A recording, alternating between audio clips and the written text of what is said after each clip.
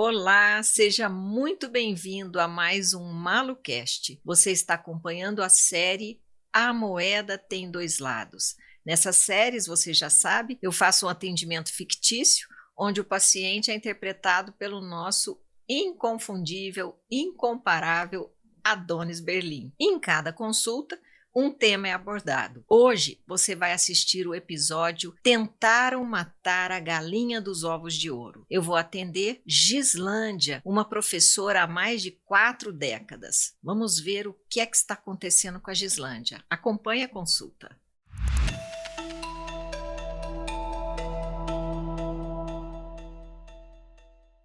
Olá, Gislândia.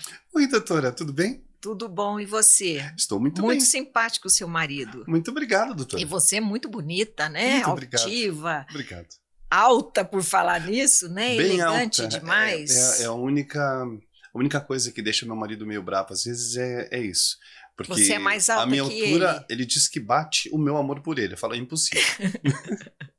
Que bom receber você aqui. Mas sabe o que me chamou a atenção, Gislândia? O seu nome. Eu vi na sua ficha aqui de preenchimento, né? No cadastro que você manda para mim, Sim. que você é professora. Sim. Já há há vários 4 anos. décadas, praticamente já. 4 décadas, que beleza. Sim. E me chamou a atenção o seu nome, porque você é a sua profissão, o seu talento e o seu dom, porque quem fica numa profissão há 40 anos tem talento e tem dom. Gislândia, quer dizer, o mundo do giz, a terra do giz. Olha, eu nunca Quem tinha... foi que deu... Você não tinha percebido Eu não tinha pensado isso? nesse lado. Pois olha, Gislândia, quem foi que te deu esse nome, Gislândia? Na verdade, foi minha mãe. A mamãe, Uhum. foi a mamãe. Mas pelo que eu sei, não tem nada a ver com X. Ela era professora? Não, mamãe era do lar. Era do lar? Era do lar. Então ela tinha evidência, Gislândia. Pensa bem, eu acho que ela já anteviu essa sua trajetória. A mamãe tinha uma certa aversão por essas coisas, tipo, esotéricas. Sei. Ela não gostava muito, eu acho que é meio difícil. Talvez seja, assim, algo intuitivo mesmo, né? Algo intuitivo. Me ocorre uma terceira opção, sabe?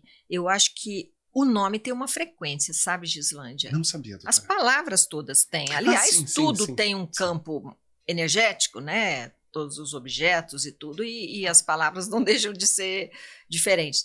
E eu acho que a irradiação desse nome, Gislândia, imantou você já desde criança e você fez essa trajetória.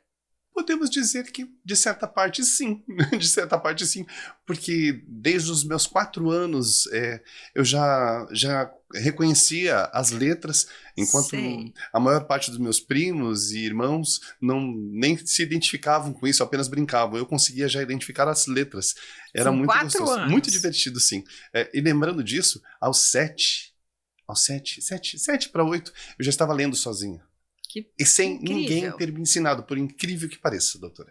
Tá vendo? Você imantou o nome Gislândia, terra como eu do disse, giz. Porque giz, por mais que essa área de ensino tenha se informatizado, mas o giz ainda é a representação do professor, é verdade, né? total. Ainda continua sendo importantíssimo. Continua sendo né? importantíssimo. Aliás, professor é uma profissão que eu admiro demais, que Muito eu tenho obrigado. um respeito muito grande, porque vocês fazem parte da nossa trajetória, né? Da nossa vida. Eu tenho muitas lembranças boas dos meus professores. Eu não sei qual a idade a senhora começou a estudar, mas eu, após essa fase de aprendizado praticamente que, como eu vou dizer, de autodidata, né? Entre os 4 e os 7 anos, aos 12 eu já estava ensinando os vizinhos, já estava ensinando os amigos, os mais idosos que nunca tiveram a oportunidade de ler, de sentar numa carteira de escola para aprender. Então eu já estava lecionando sem ter feito ainda o magistério. Vendo? Foi impressionante, algo assim. Você já muito nasceu bom, muito bom. para o ensino. Eu acho que deve ser um pouco mesmo. Mãe sente, né? Mãe sente, por sente. isso o nome. Ela intuiu. É intuitivo, Gislândia. exatamente. Fantástico isso. Por mais que ela não gostasse do lado esotérico, eu acredito que tem alguma coisa. Mas intuição todos temos, então ela dela é bem ativa. Muito bom. Mas Gislândia, você assim tão energética, tão bem, o que é que te traz aqui? Ai, doutora, como é que eu vou falar para a senhora? Mesmo com toda essa energia, com essa disposição, né? Até às vezes quando eu tropeço eu dou risada, que são coisas que a gente não adianta, tem que olhar para a pedra e falar, tem que desviar, né? Tem que pensar positivo. Mas chega um ponto da vida da gente, lecionando há tantos anos, atendendo tantas crianças, passando tantos momentos duros, diga-se de passagem, porque a vida do professor ela é assim, né? É de altos e baixos, é de alunos que sorriem, alunos que chegam bravos, alunos que chegam sem se alimentar muitas vezes. É muito complexa a vida do professor. E a minha trajetória de vida ela vem, a cada dia que passa, ficando mais difícil, tem ficado mais complicada.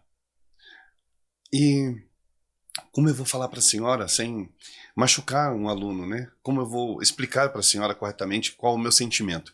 O meu sentimento de momento, e o motivo pelo eu ter procurado a senhora, é que eu não estou conseguindo mais ver uma luz no fim do túnel. Sei. Eu tenho tentado de todas as formas fazer as minhas atividades junto aos meus alunos. É contínuo esse meu trabalho, como eu já disse, desde os meus 4 anos, e eu amo o que eu faço. É impressionante. A vida de professor para mim é algo surreal. É algo que eu não troco por nada, mesmo com toda essa dificuldade. Mas eu tenho sentido que fica mais difícil a cada ano, a cada momento que passa, porque os meus alunos eles estão cada vez mais desatentos, ligados à tecnologia, a celular, a computadores. Mesmo que eu tenha aperfeiçoado as minhas técnicas de ensino, as dificuldades vêm vindo também na questão do relacionamento com eles, em questão de respeito. Acabou. Mudou muito, Os né? alunos não respeitam mais os professores como antigamente. Nossa, eu lembro de uma época áurea da minha vida em que a gente chegava na escola, o aluno estava nos esperando com uma maçã na mão. Era tão lindo ver aquilo, o respeito. Eles desejavam que nós entrássemos na sala de aula. E hoje nós aparecemos na porta e eles olham e falam assim, nossa, ela veio. É verdade, infelizmente, é hoje verdade. Ela veio, não vai ter aula para matar. E nem dá para gazear, porque eu leciono em escola pública e é rigoroso o controle de alunos que entram e saem. Eles têm um controle até mesmo por aplicativos.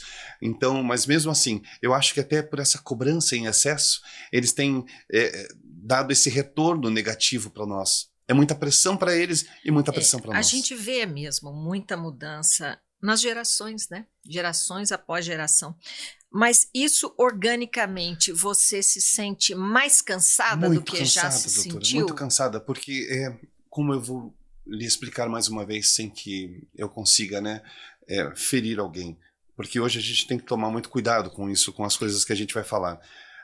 O meu cansaço maior é nessa luta contínua, comigo mesmo até mesmo. Se for analisar, doutora, eu passo noites e noites em claro, pensando como formular aquela prova, aquele trabalho, aquela maneira de fazer com que o aluno absorva isso de forma saudável, sorria, fique feliz em ganhar aquele conhecimento. E não tenho conseguido, então isso tem me desgastado fisicamente. E o cansaço, eu creio que emocional e físico, eles têm se misturado. E eu não consigo mais ficar tranquila. E o seu sono? O meu sono, como eu acabei de dizer, ele já não existe mais. O meu esposo, que a senhora conheceu, tive o prazer de conhecer, esse homem maravilhoso da minha vida, que eu tenho grandes coisas a relatar sobre ele, mas não é o momento. Ele tem acompanhado tudo isso e ele me deu essa dica. Procure um médico, procure uma ajuda, tente buscar algo que te torne mais feliz e que você volte a ser aquela pessoa saudável.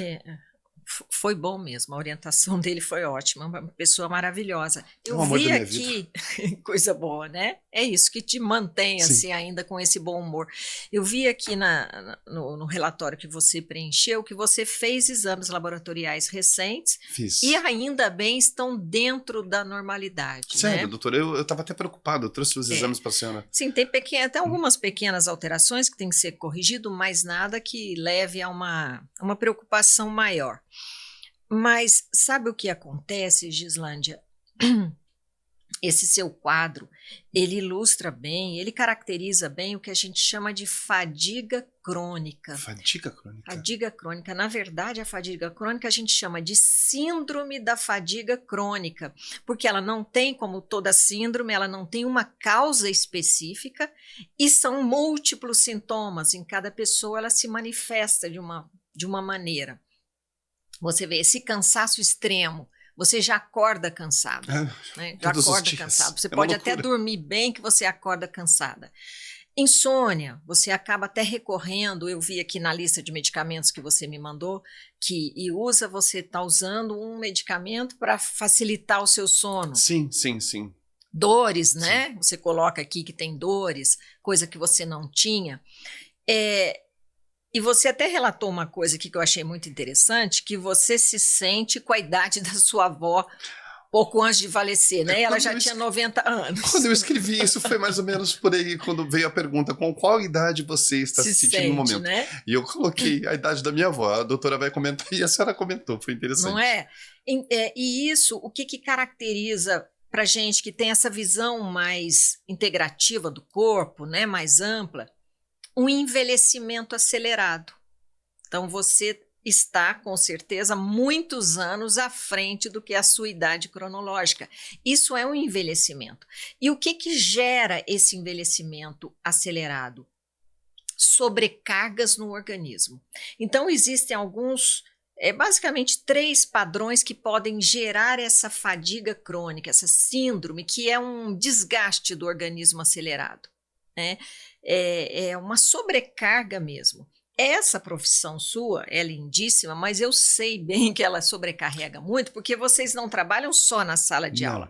Tem todo um preparo antes, né? Eu convivi, a minha irmã foi professora uma vida toda, exatamente como você, já começou a lecionar dos pequenininhos e foi até professora universitária, e ela levava muitos trabalhos para casa, né? Preparo de aula, correção de prova, plano de aula, e as reuniões todas são trabalhos dobrados dentro e na sala de aula. Então, é uma sobrecarga e Então, como eu ia te dizendo, tem 3 formas mais ou menos de desencadear essa fadiga crônica. São desgastes não tão severos, mas constantes, a constância do desgaste, que é bem onde você se enquadra, né? E como você bem colocou, o comportamento dos alunos, infelizmente, mudou muito ao longo desses seus 40 anos. A senhora me permite pontuar nessa questão dos alunos? Eu acho que esse é um dos pontos que tem me judiado mais, porque eu sei que tem crianças maravilhosas. Aí eu olho para a senhora e pergunto assim, a senhora já imaginou que o professor ele está lá para educar, lecionar, né? Letrar as crianças.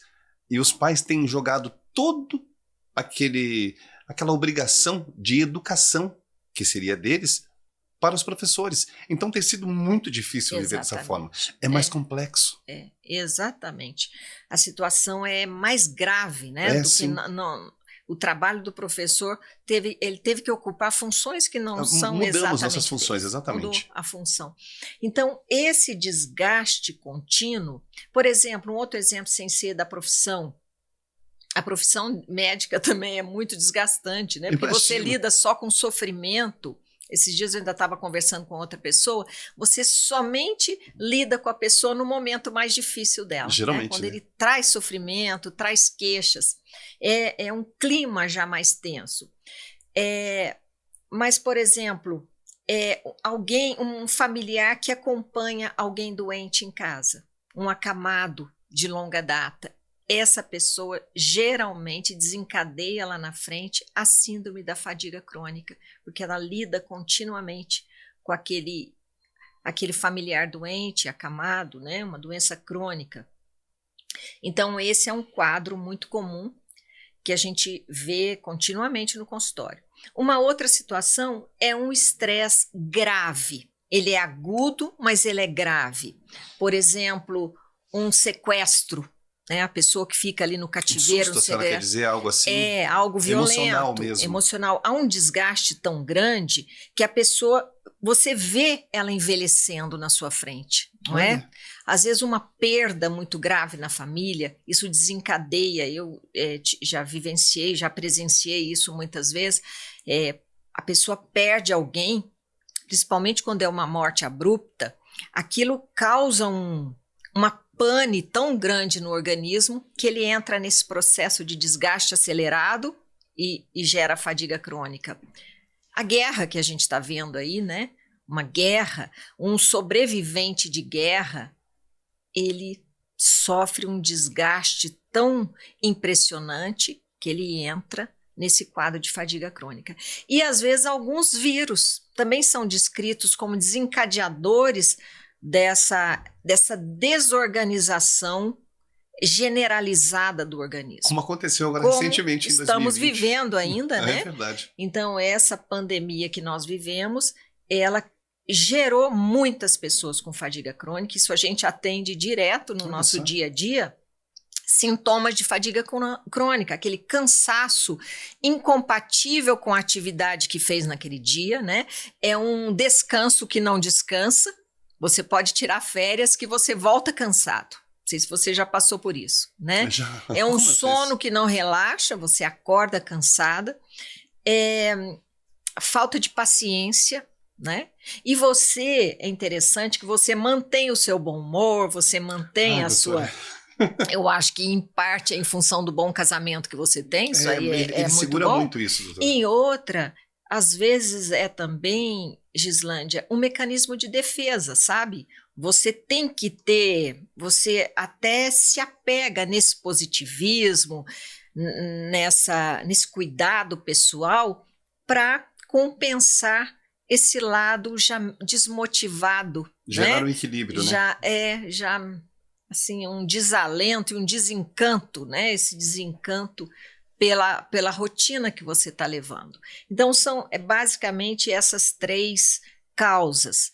E um organismo em pane, um organismo desgastado, você imagina um eletrodoméstico que você usa muito, me veio a imagem do liquidificador, que você coloca alguma coisa mais densa para bater, sim, você desgasta, às vezes você uma massa de bolo no liquidificador. Uma massa de bolo no liquidificador, exatamente. Trigo. Então você sobrecarrega o motor, sim, talvez até quebre as faquinhas ali, né?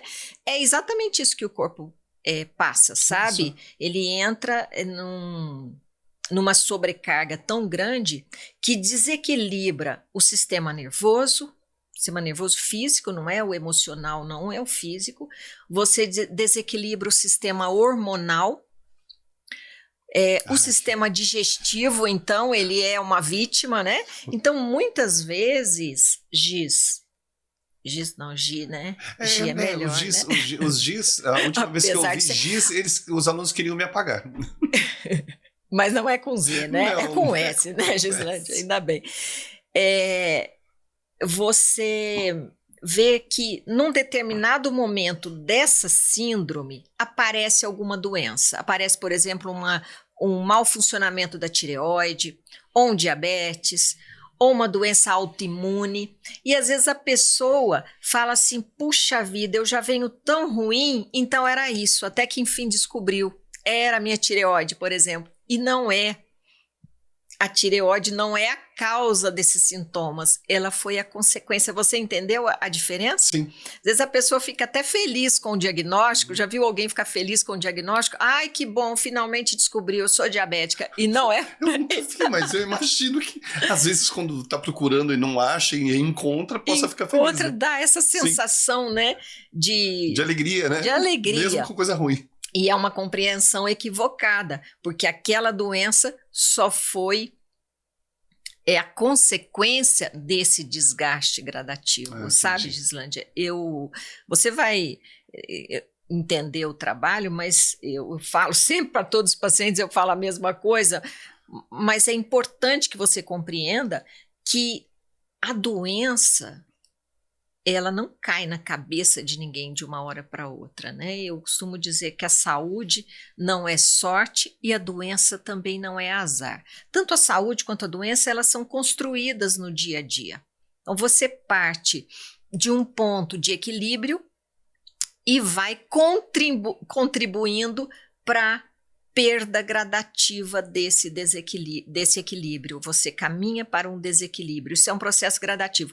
E pode ser mais rápido, mais acelerado, e aí o desgaste impõe essa aceleração. Entendi. Ou no caso de uma doença viral, como a gente citou, ou num trauma muito violento, né? Você acelera essa descida da escada até que cai no buraco, como eu chamo o buraco das doenças, né? Aí faz o diagnóstico, não é porque essa doença foi a causa de todo esse mal-estar, ela só foi a consequência, né? Então eu vejo você aqui na descida da escada, não no buraco, já é uma grande coisa, né? Então a fadiga crônica, eu coloco ela no grupo dos sinais de alerta. É um sinal de alerta importantíssimo, que não pode ser desvalorizado. Ele não pode ser, Gislaine, camuflado.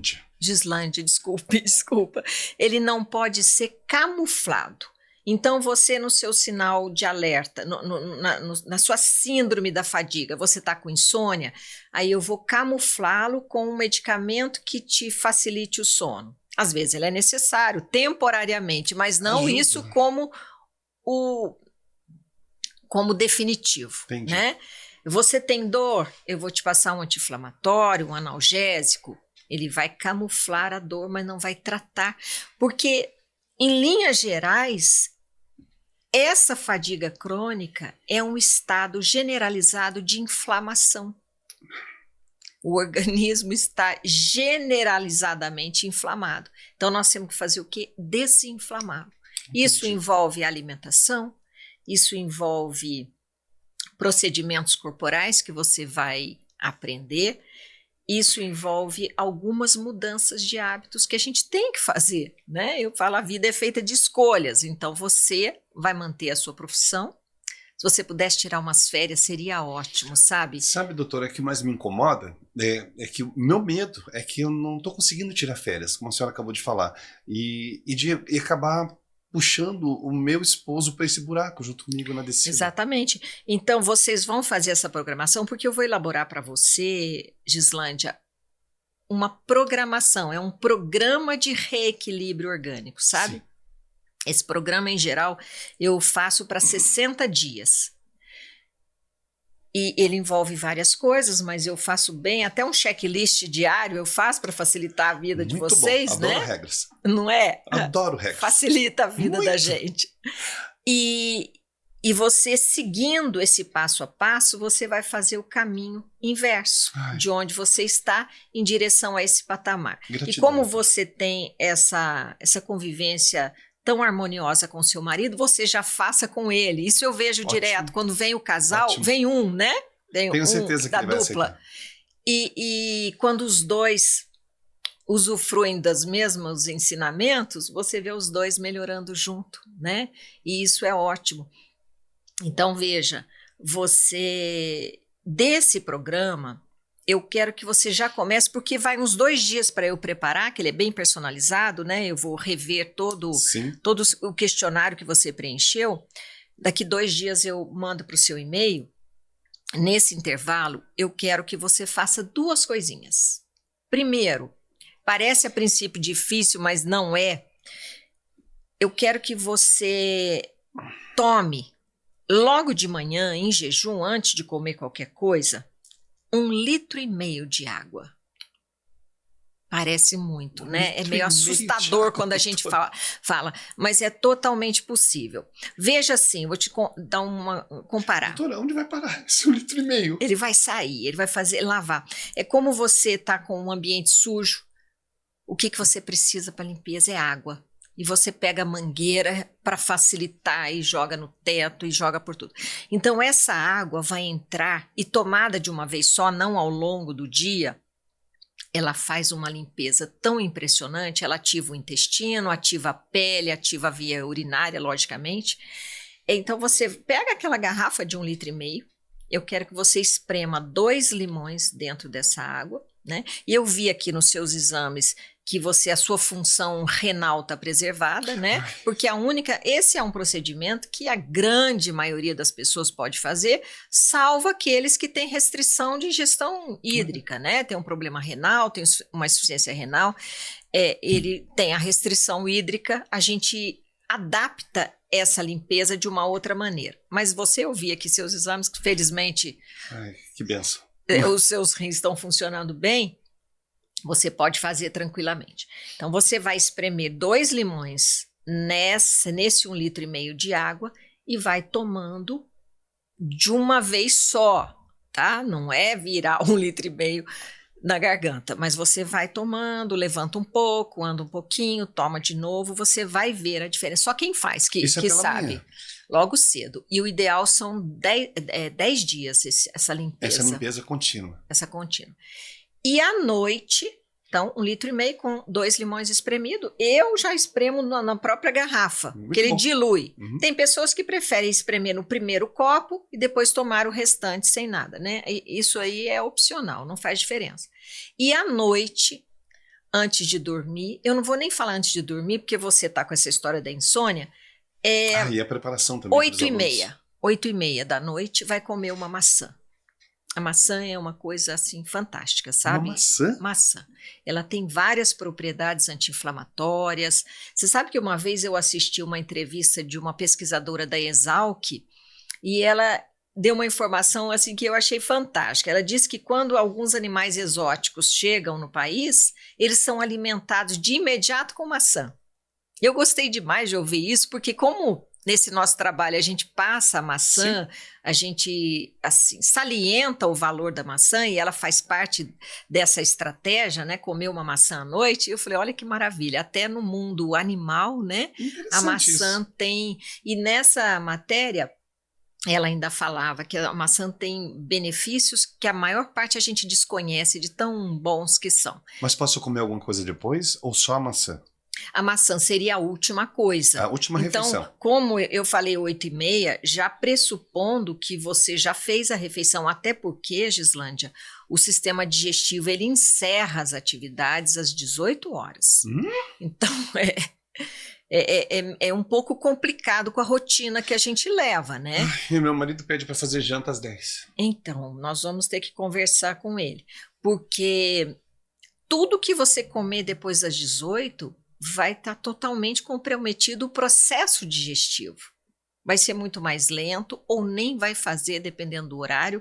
Aquele alimento vai ficar estagnado ali, sem seguir o processo digestivo, o que é altamente prejudicial, porque um alimento parado no sistema digestivo, ele fermenta. E a fermentação gera toxina, gera acidez no sangue, intoxica o organismo. Né? Então ele faz tudo que não deve, sequestra sangue para o sistema digestivo, então aumenta a temperatura nos órgãos internos. Uma simples refeição fora do horário, né? A gente esquece, Gislândia, que o organismo tem leis, como tudo, né? Ele tem leis e são leis fixas, não são leis variáveis que você tem a sua lei, eu tenho a minha. É uma lei para o organismo humano. E os problemas todos surgem quando a gente não segue essas leis, burla essas leis. Isso deveria ser ensinado nas escolas, você não acha? Você como professora... A senhora agora, será que não dá para ensinar isso para os alunos? Não é? Será que não vai ajudar eles também? Deveriam os pais já passarem, né? Aliás, eu tenho um curso justamente preparando os pais... A senhora tem um curso disso? Tenho. É feito para pais, né? Eu sempre digo assim, filhos bem criados, pais realizados, não é? E são detalhes que no conceito geral não fazem parte da criação do filho, né? Os pais costumam não pensar em passar esses conceitos. Isso é importantíssimo, porque a criança já iria para a escola conhecendo esses conceitos. E se a escola também tivesse alguma disciplina que ensine a fisiologia do organismo e a necessidade de seguir, não chegaria na idade adulta já com tantos problemas, que é o que eu vejo cada vez mais. Bem, né? Que os nossos governantes poderiam conhecer a doutora Malu, né? Seria ótimo. Fazer né? um projeto desse, imagine, seria os governantes colocando isso nas escolas, implantando algo assim. Mas aí... nossa vida ia ser mais fácil. Ia ser mais fácil. E você vê, Gislândia, você que é de uma geração como a minha, por que as pessoas antes, com menos recurso de saúde, tinham mais saúde? Porque naturalmente elas já estavam inseridas nas leis. Porque que horas que as pessoas mais no passado jantavam? 17 horas no máximo. É verdade. Era ou não era? Pensa lá na sua avó, não, dos 90... Minha bisa era 10 horas da manhã e o almoço estava pronto. Pois é. 11 horas, todo mundo já tinha almoçado. É isso aí, 17 horas já tinham jantado E 19 horas, 20 no máximo, já estavam dormindo. Mas sabe que isso até mesmo na carga horária, na nossa função hoje, nós também tínhamos isso. O trabalho começava às 8, 7h30 da manhã e até às 11. Às 11 nós parávamos, a 1h da tarde voltávamos. Tínhamos 2 horas de almoço. E hoje caiu para 1h20, 1h30. Almoça correndo. Assim, correndo. Às vezes não dá tempo de ir para casa e come alguma coisa ali mesmo nas imediações da escola, ou talvez até se a escola tiver refeitório ali mesmo. Sim. Né? Porque já aproveita esse espaço para corrigir umas provas, para preparar a aula do dia seguinte. Exatamente então, assim. Eu entendo bem essa rotina, mas... Então, essa programação você vai ver em detalhes, mas imediatamente, já amanhã cedo, eu quero que você já se prepare para fazer essa limpeza, né? 1,5 litro com limão e a maçã à noite. Eu vou fazer. Tá? E aí nós vamos ficar tranquilas, e o seu marido também, que me deu a responsabilidade de cuidar de você, né? O diamante dele. Que não vão conseguir matar a galinha dos ovos de ouro, viu? A galinha? Não entendi. O ditado, né? Porque para mim, vocês professores, o conhecimento que vocês compartilham conosco são como ovos de ouro, né? Então, quando se sobrecarrega uma professora, é como se quisesse matar a galinha dos ovos de ouro, justo aquela que oferece para nós o que há de melhor, né? Eu vou contar um detalhe para a senhora. Galinha nem na minha juventude. Mas é só um ditado, viu? Vamos seguir em frente, fala para o seu esposo lá seguir também, para ele ficar tranquilo que agora ele vai ver você cada vez melhor. E a gente se vê mais ou menos daqui 60 dias, qualquer dúvida você vai falar comigo e você vai ficar cada vez mais bonita, mais elegante, mais alegre, com mais energia. Gratidão, doutora, gratidão. Fico muito feliz em receber todos esses elogios da senhora. Maravilha. E não é à toa que foi muito bem indicada. Fico felicíssima disso. E eu também. Agora eu vou fazer uma pergunta de novo. O nosso intestino para de funcionar às 18 horas mesmo? O sistema digestivo, né? A digestão que se faz na boca, e no estômago, né? Em parte do intestino também, não o intestino em si, né? A eliminação, mas o processo digestivo, a quebra dos carboidratos, a quebra das proteínas, esse processo ele fica mais lento, sabe? Então, se você come, o alimento fica parado ali no estômago esperando para ser digerido. Então a dica é, vou voltar a tempo de vovó. Porque naquela época ela sabia o que fazia, a gente é que esqueceu. Exatamente. Retomar a vida dos antepassados. Gratidão, doutora. Até a próxima. Você acabou de assistir a saga da professora Gislândia. E como ela, muitos de nós vive essa vida sobrecarregada, esse desgaste orgânico acelerado, seja porque a profissão assim impõe, seja porque a gente entra nessa luta do dia a dia e sobrecarrega o próprio organismo, seja porque a gente não se cuida de fato. Saiba, existe uma estratégia para você reequilibrar o seu organismo, você tem visto isso ao longo dos episódios, isso que eu ensinei para a Gislândia, você também pode pôr em prática, salvo naquela observação que eu fiz para ela, se você tem, infelizmente, alguma disfunção renal, um mau funcionamento dos rins, aí sim você sabe, o seu médico com certeza já te alertou, que você tem uma restrição de ingestão de água. Do contrário, você pode e deve fazer esses 2 procedimentos, a água em jejum e a maçã ao deitar. E de novo eu te lembro, se você tiver algum assunto do seu maior interesse que você queira ver aqui discutido nessa consulta, vai lá no canal do YouTube, MaluCast Podcast, deixa lá o tema que você gostaria de ver e eu vou criar um personagem exclusivo para você e fazer um episódio dedicado a você. Afinal, quem tem saúde, tem tudo.